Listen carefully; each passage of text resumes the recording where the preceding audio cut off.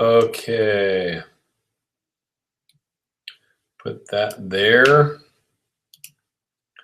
And then let's refresh this page and see where I am.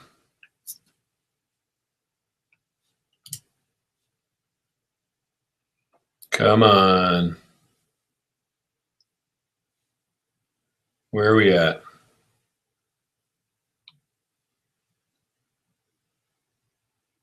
Hello, hello, hello.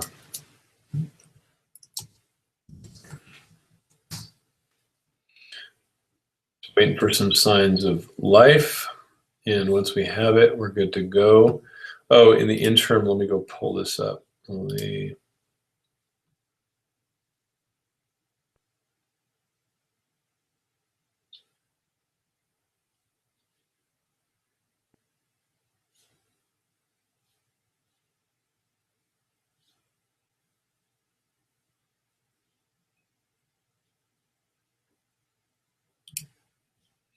Boom. Okay. Where are you guys? I lost you. Okay, cool. So you do see me. Great. And perfect. Okay. Great. All right, let me go to the questions here, and then I'll come back. This one, for those of you who are new, I'm just going to kind of hang out on the questions because it usually takes the whole half hour for me to run through the questions. If you have questions, submit them to put them here for this discussion, but for future discussions, submit them to Lee, and then we can go from there. And then that's fun. So let me go find that. Here we go. So we're pages 80 to 87. And we start talking about like kind of the anatomy of spirit and Jing, Qi, and Shen. And so, cool. All right, discussion topics. Here's some follow-up questions from last week.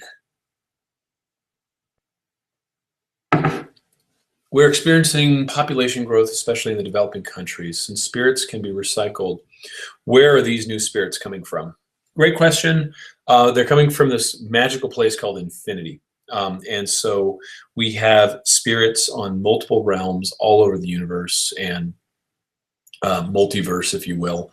And, there's a lot of experiences, not just this earth experience, and a lot of spiritual traditions talk about spirits and souls lining up to come and have this earth experience because it's so cool and it's so different and it's such an interesting time in our history, in our evolution. So they're coming from their flames of the big flame, right? So they're from everywhere, and there's no shortage of spirits because if we embrace the notion that God is infinite or Tao is infinite, then there by definition is no number, right? And so that's, wrap your mind around that. That's the real challenge of religion, is trying to define the infinite doesn't work. And that's why true religious people end up becoming mystics, because it's like, whoa, it's just more questions. It's really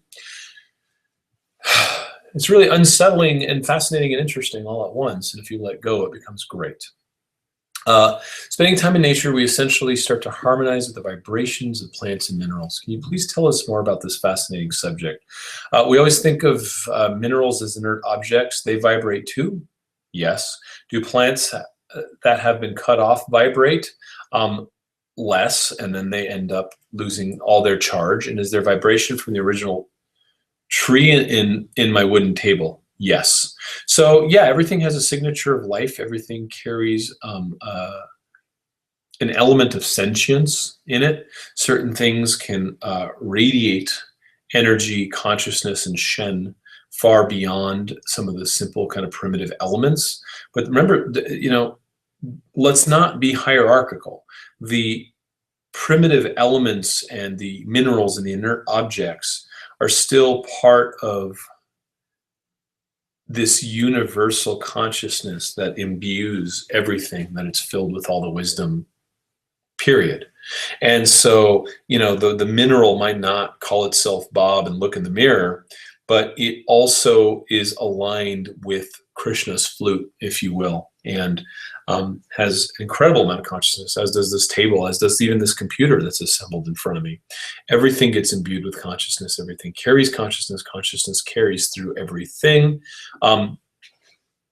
And certain things that are alive have more chi and can become more self-conscious. And so those things are also interesting to look at. But I think that's all I'm going to say about that, because what I want you to do is meditate on that in nature around different elements and tell me what you find, right? Because the rest of it is just conjecture. I don't want to lecture. I want to teach you how to. I want to teach you how to fish. This week's discussion, page 79, there's a quote by Lao Tzu. The way gave birth to the one gave birth to the two gave birth to the three, and the three gave birth to the 10,000 things, which means, you know, the infinite. Instead of being lazy and just asking Pedram what this means, I've attempted to figure it out. So here's my interpretation. The way is the Tao, the one is the universe, two is the yin and yang, and the three is the three treasures, 10,000 things, the chaos in the world that engulfs us, or the insanity going around us in which we operate. Am I even close, wrong? Please give us the correct interpretation. This was Carlene's work. I think it's spot on all the way to the notion of the 10,000 things, because this is one of the 10,000 things. This is one of the 10,000 things. My body is one of the 10,000 things, and all the different things that come from that, right? And so what it really means is just kind of like the way of emanation, and how the simple then leads to the more complex and elaborate, and in doing so also moves back upstream. So the complex and elaborate has all the elements of the simple in it. In the beginning, there was Wu Wei, or the great emptiness, and from this came yin and yang. And there was unity consciousness, and then boom, polarization. What boom? Please talk about that. What does this mean? Is this one of the leap of faith concepts? Just accept it as given? No, I don't think you should accept anything as given, even if I like try to quote Jesus or Moses or any of the like super authorities in this, right? Everything is to be discovered in your own consciousness, and don't take anything as a given, please, right? And so to this point, we now in science call something the Big Bang, which is, there was all this stuff, and all this stuff was so super concentrated and compact. This is a theory, of course. First, there was nothing, right? Because before the stuff was there was just this thing.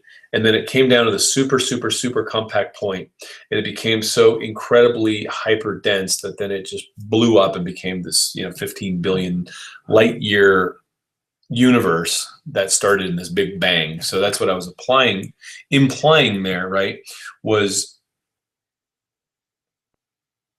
from nothing came the seed of everything, then came the world of duality, which was things inside of nothing.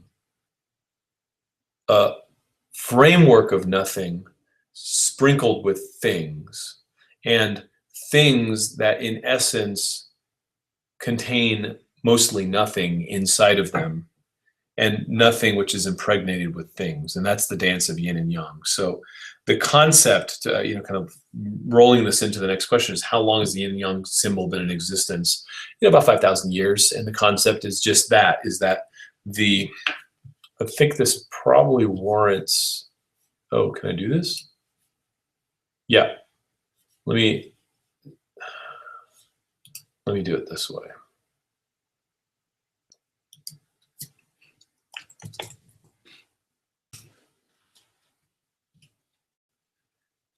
Okay.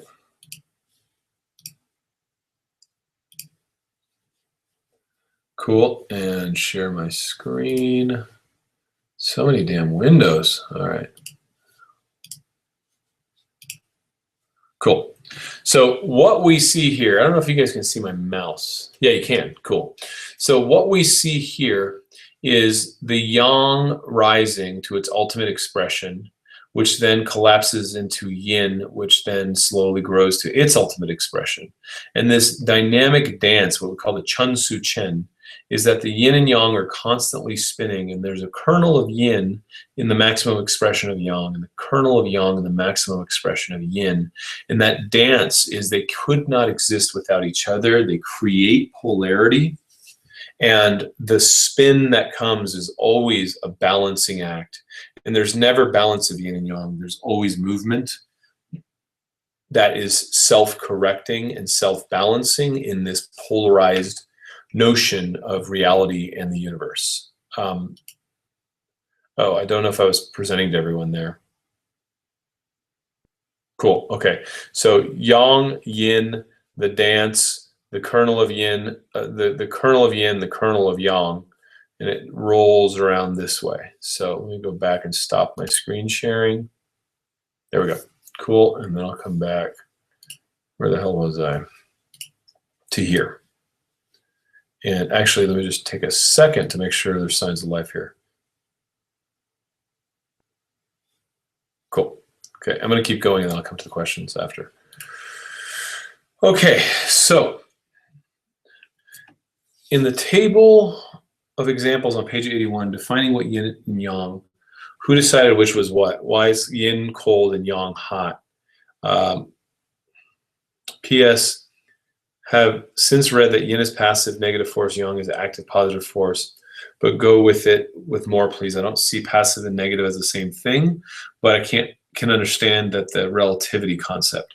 So I don't think I think there's a quality judgment that has kind of been attributed on kind of in Western thinking to positive and negative in terms of like good news, bad news. And what we're talking about is like polar, like, you know, two poles of a battery. So the negative charge is the electrons, the positive charge is the protons, and or, you know, the anchored neutral, the the neutrons through the protons. So it's about the flow of energy. It makes no difference. I mean, literally, you can call one yin and the other yang. The point is they cannot exist without each other. Cold needs hot to define itself. So I don't know, the Chinese did this a long time ago. I can't, you know, make excuses for why they did what they did or why they think the way they think, but there is no negative connotation. So a lot of people will say, well, it also says that yin is feminine and yang is masculine, but in the same breath it says yin is negative and yang is you know, positive and passive and all this. So when we're talking about passive, we're talking about receptive and then expressive, right? And we're not talking about any sort of character judgments, and I think people kind of read this as like a sexist way of thinking. I think the translations might have done so. Maybe the early Chinese, a lot of them were sexist. But if you go to core Taoist thinking, it's just about understanding the nuances of polarity, right? And so I want to be careful to lay that out there. I could see a collective female soft body are all considered yin, but cold rather than hot surprises me. I think woman was warm. If I thought higher temperature female. Okay, so what's happening here is you're being way, way too literal in this, because there is not a single woman on this planet that doesn't have an incredible amount of yang attributes to balance their yin attributes. So like in, say, sexuality, it could be like you're more yin in your sexual expression, and the man is more yang in his sexual expression, in that, you know, he plants the seed and the woman receives the seed and all that. But I have all kinds of yin attributes, and every woman has all kinds of yang attributes. So let's get out of the rigid kind of framework of thinking all this is this and all this is that, because they're only relative, and we all have very specific relationships in our own lives, our minds, our bodies, that are more yin and more yang, and it is completely independent of our gender, and it's completely independent of this scale. So that's, I see a lot of people get hung up on this, and it's just a weird kind of superstructure, but this is how it's been written, and this is how it's been translated, and so this is how I have to explain it, right? The polarity created by yin and yang can be compared to the breath of life in biblical texts. At first, there was only there's only Tao in this differentiation. Then movement begins, and the energy of life starts to stir, revolve around itself, swirling myriad things in the universe into being. Can you explain this a bit more? Are you talking about conception here? Breath of life, that's the sign of spirit, spirit process.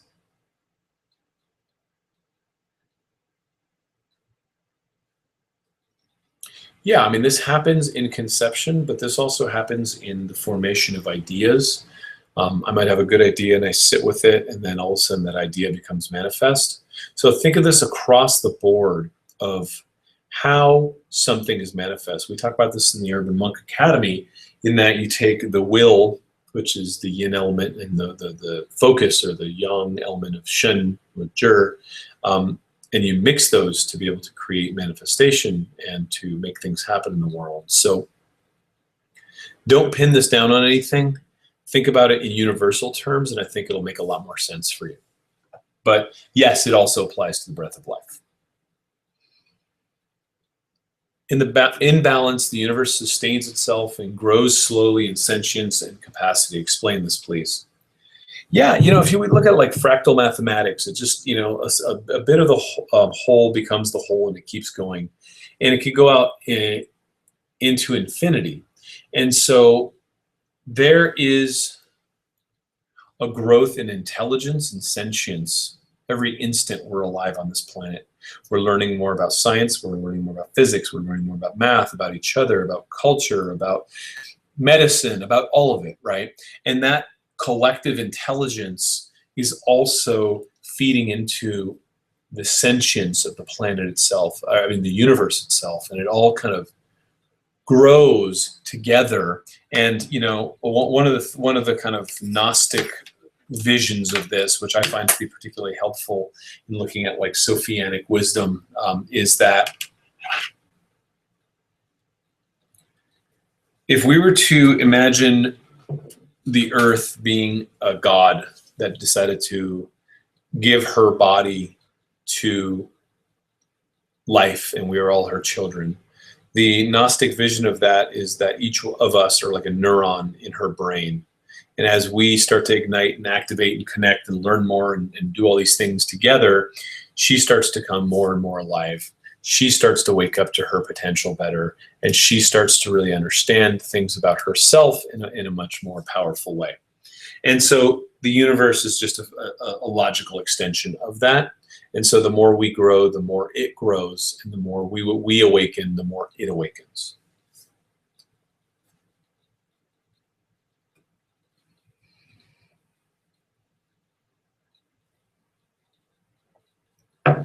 And on page 86, in this depiction, we can see that the polarization of spirit and essence creates the currency of life, the chi energy.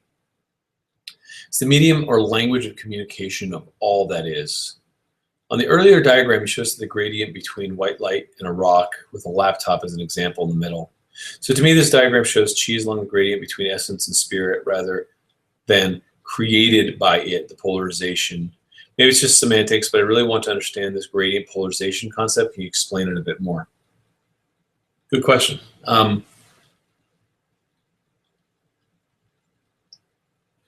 As yin and yang split, we had on the cosmic level the spirit of whatever that thing is, and then the physical manifestation of whatever that thing is.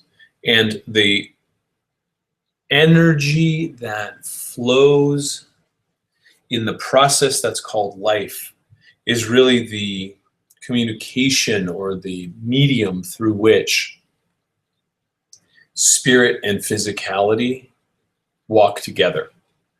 And so no energy, no life means the body drops, spirit goes off and is out of the world of polarity, right? But in our world of polarity, in this emanation, the fact that this dude lives in this body right now,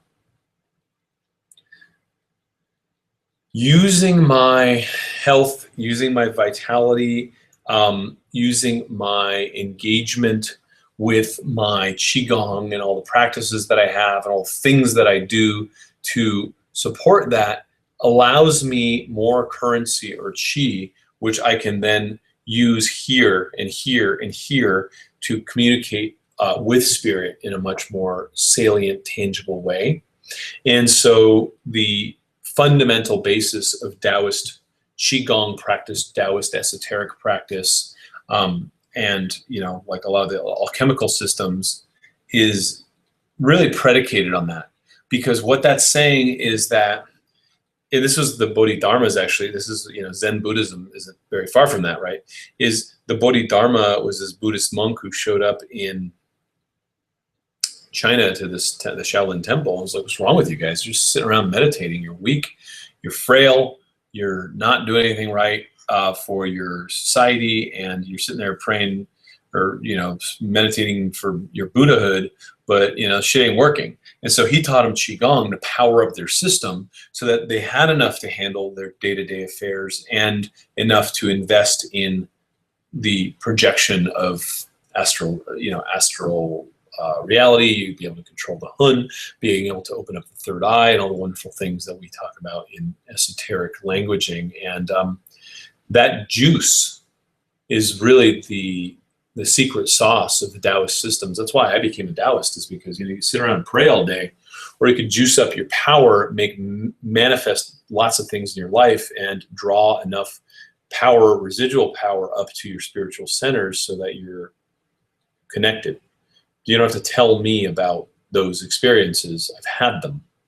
And on the other side of having them, you don't need to argue them, right? And so that a lot of that was fueled by years of Qigong, and still is. In the duality-free stillness, we have direct access to zero-point energy fields, which are capable of rewriting the code of how we manifest in 3D via our DNA. Please explain that whole sentence. Duality-free stillness, zero-point energy field, rewriting our DNA, epigenetics. Give us examples. Yeah. So the unraveling and re-raveling of our strands of DNA are intimately tied with our consciousness and our sentience and our ability to stop time and connect with that zero-point energy field, which is that energy. Like, we're finding that there's this kind of core source of energy that permeates every element, every aspect of the universe, that's here now all the time. And so the shaman learns how to tap into that. The master learns how to tap into that. And in doing so, once you tap into that, you could feel and you could sense that energy of the universe. You close your eyes and you could just breathe it in and out, and you could feel that it has a pulse of its own. Then what you could do is align yourself against that in a way where you start to harmonize the vibration of every cell in your body with it. And everything that's out of alignment will come to alignment or rattle off and die off in cell death. And as you do so, and you engage consciously in realigning yourself with that full power of the universe that's always here, always here. All that ever was or will be, all the power that ever was or will be is here now. And when you align with that, then you have access to the epigenetic expression of your genes in a very powerful way that will very dramatically shift your physical outcomes and your understanding of reality. Yeah. The putting out the flame story. Tell us more about that process. Yeah, do Qigong and you can do it. That's the process. So putting out the flame is a concentrated effort in learning how to use your Shen, or your spirit, to direct your Qi. And so as I engage and I connect with the candle, there's no distance between me and the candle. I simply breathe in and breathe out to extinguish that candle. And as I get better at doing it from here, then I can do it from here, and eventually I can do it from here, and put it out. And I've seen my grandmaster do it from across a 20-foot room. I've seen my Kung Fu master do it dozens of times. Depending on where I'm at, and sleep and energy and all the things, I put a lot of Qi into my physical universe. sometimes to the detriment of my health because I just have so many damn things going on that I'm passionate about. And so I have to slow down and throttle back. But, give me a good week to just like catch my breath and not have a million board meetings and crap going on. And I could hit it from about 4 or 5 feet away, right? And so just power up your chi and just, so that's the process. Okay, I'm gonna hop back over here. I got 3 minutes left on this. I actually have a hard out. I have a call at 6 my time. So let me just see if there's any questions I can jump into here. Hi. Okay, now everyone can see me. Brenda, sometimes I have to throw away a house plant, but I feel bad. I feel bad, but no longer want it because no one else does either. Should I feel guilty because I do know a plant will die? You know what, Brenda? Send them back to Shiva. You know what I mean? Like, just you let that plant either go bury it outside and give it a fighting chance to live, which is a pretty cool thing. And then, or, if you let it die inadvertently, I'm not a fan of letting things die, but if you let it die, then go compost it, go bury it, go mulch it, let it feed future life. Lee, thanks for saying people send your questions to her. Cool. Okay, yeah, I didn't really get too many questions there. I hope you guys enjoyed this. Sorry, I think it was last week I couldn't make it, and I apologize about that. Sometimes these meetings go way longer than I anticipate. But I'm glad I'm here now. I'm traveling starting tomorrow, but I'm back Monday, so looks like we're in the clear for next week as well. So yeah, thanks very much, and I'll see you next week then.